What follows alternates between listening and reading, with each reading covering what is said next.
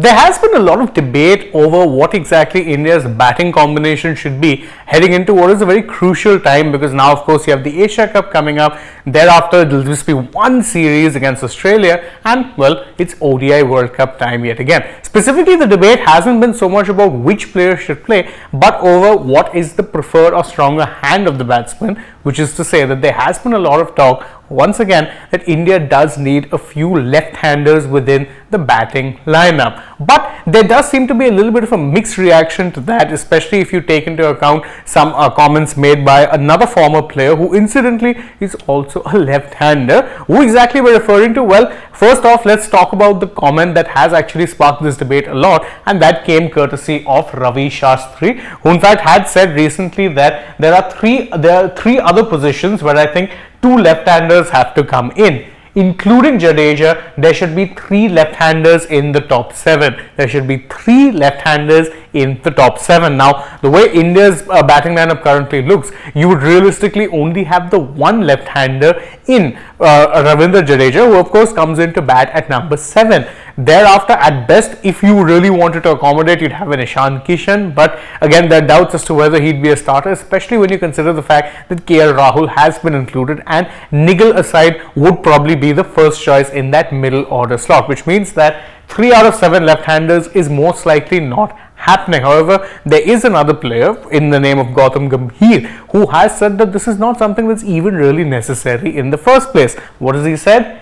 He said that the debate that is going on that we need 3 left-handers is completely useless. Gautam Gambhir's words, not mine. Completely useless. You look at the quality of the player and not how many left-handers you have. Now, this has been a consistent theme and a consistent point that not just Gambhir but a lot of other players have made as well, saying that it doesn't matter what hand the player uses to bat. What matters is how good or bad the players are, or what is their quality, what is their form. However, that being said, we have seen that at times India's batting lineup, especially in recent times, has looked a little one-dimensional, and that can make them very easy to plan against. What having a left-hander or informed left-hander does is it provides you let's say variety in the batting lineup, and does make it a little harder for the opposition to plan very easily against you. That's not to say that they won't be able to do it regardless, but having that variety does help a lot, and we've seen this be true with a lot of other teams wherein they have a mixture of righties and lefties, and they can be very hard to let's say bowl against on a consistent basis, especially if you have a left-hand right-hand combination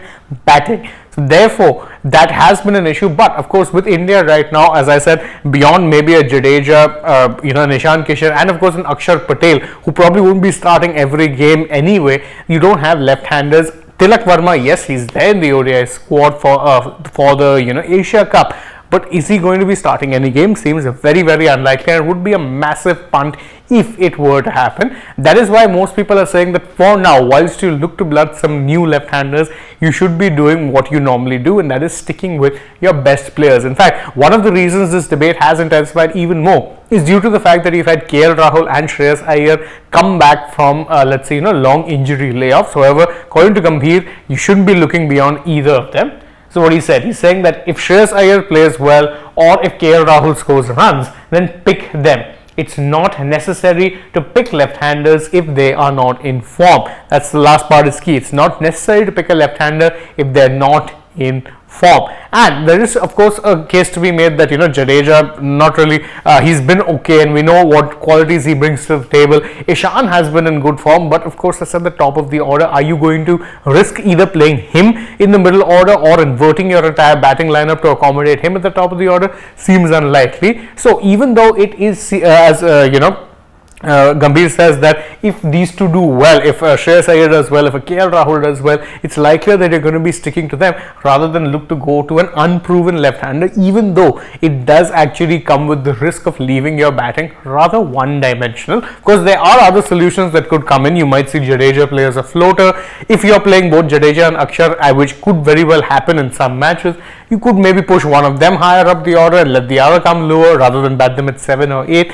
But again, all of this is very, very relative, And right now, the safest option actually that India have is to ensure that their strongest players play and that they don't get too lost in the search for a left-hander, because now really isn't the time to be experimenting. Although Tilak's inclusion does show that there is something that's something they're keeping in mind for the future, but maybe let's just leave the left-hander conundrum for just that, the future. Right now, it's too close to both the Asia Cup and the World Cup, and it might not necessarily be the best time to look to accommodate 3 left-handers just because one certain individual believes that that is the approach that you should be taking. But what are your thoughts on this? Do you think India need to maybe look to getting more left-handers in the future, or take the risk and do it now? You can let us know in the comments below, and don't forget to like this video, share it with your friends, subscribe to the channel, tap that bell icon, leave us a comment, follow us on Instagram, Twitter and Facebook. Don't forget to download the AajTak app, and if you're already on the channel, go ahead and check out some other videos that we've done. For now though, from my side, it is goodbye.